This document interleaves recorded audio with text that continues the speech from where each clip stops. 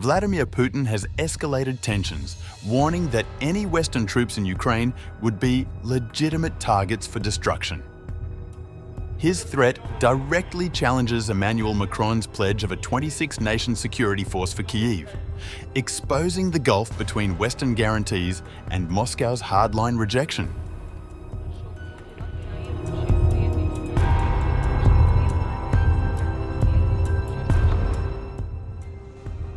Russian President Vladimir Putin said on September 5th that any Western troops deployed to Ukraine would be legitimate targets for Moscow to attack. Putin was speaking a day after French President Emmanuel Macron said 26 countries had pledged to provide post-war security guarantees to Ukraine, including an international force on land, sea, and in the air.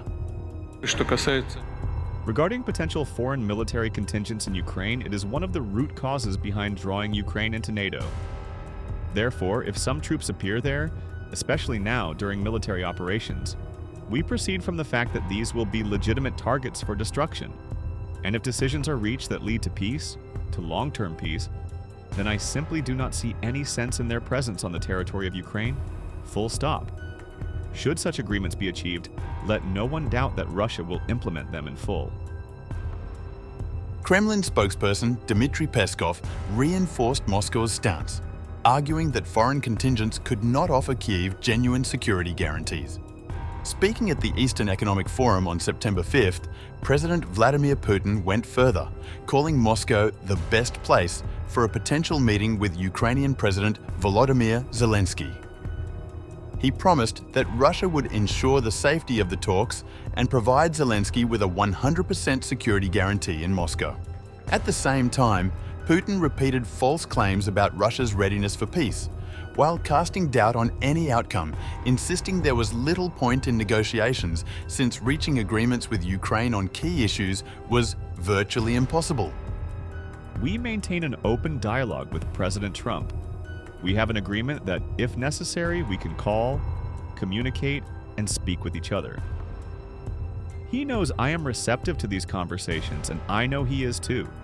However, regarding the outcomes of these consultations in Europe, we haven't had any discussions. It was difficult for me to do so. I've just come back from China, and I am here now. Firstly, we don't have any communication problems here. Secondly, concerning the deployment of military contingents in Ukraine, one of the main reasons, Ukraine being enveloped by NATO. So, if troops are to be sent in, especially during active fighting, we believe it will be for a legitimate purpose, to defeat them. But if solutions are found that lead to peace, a long-term peace, then I see no reason for them to remain in Ukraine. That's all. If an agreement is reached, nobody will doubt that Russia will honor it fully.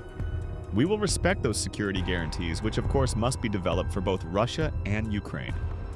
And I repeat once again, Russia will indeed fulfill this agreement. However, no one has yet discussed this seriously with us. Recently, the leadership of the Kyiv regime, so to speak, responded quite indecently to us and ruled out any possibility of direct contact. Now, we see they're asking for these contacts, but in any case, they're still proposing them. I've repeatedly said that I am prepared for such talks. The Russia-Ukraine conflict has become a recurring failure for the Trump administration, which has flaunted to solve several international crises. Earlier on September 4th, President Donald Trump told reporters that he will speak to Russia's President Vladimir Putin in the near future. I will be, yeah, I will be. We're having a very good dialogue. I settled 7 wars. The one that I thought would be maybe one of the easiest, you know that feeling? You think one thing is going to be easier, turns out to be a little bit tougher, but the one that I thought would be an easier one because of my relationship with President Putin and with Ukraine and everything else.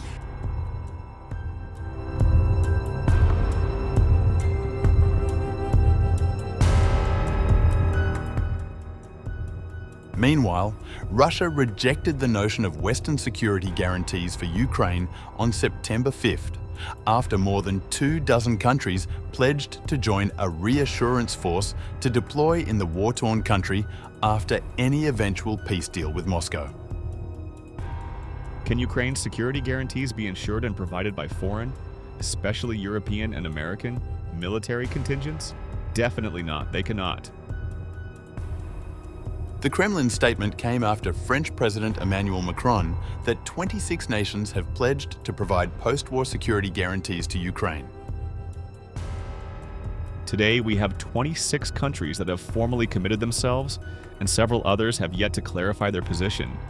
But 26 countries that have committed themselves to deploying troops in Ukraine as a reassurance force, or to being present on the ground, at sea or in the air, to provide this reassurance to the Ukrainian territories and to Ukraine. The day after, ceasefire or peace. This force is not intended to wage war against Russia, but to guarantee peace and provide a clear strategic signal.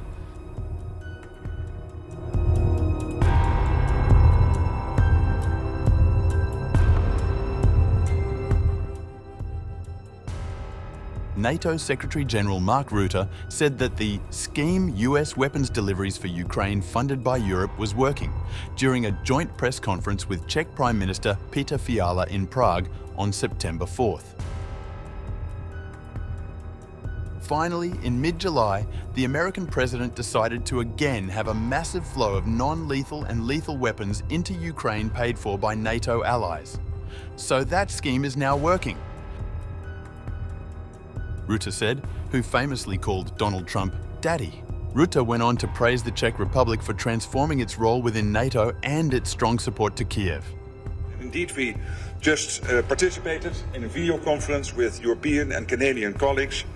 And this is all against the fact, because this started as President Trump breaking the deadlock with Putin, engaging with him, and therefore now for us to design the security guarantees as Europeans and Canada with the US to make sure that when talks start, the Ukrainian president knows that he has the full backing of the US, of Canada, the Europeans, all of us in NATO, but also our countries outside NATO.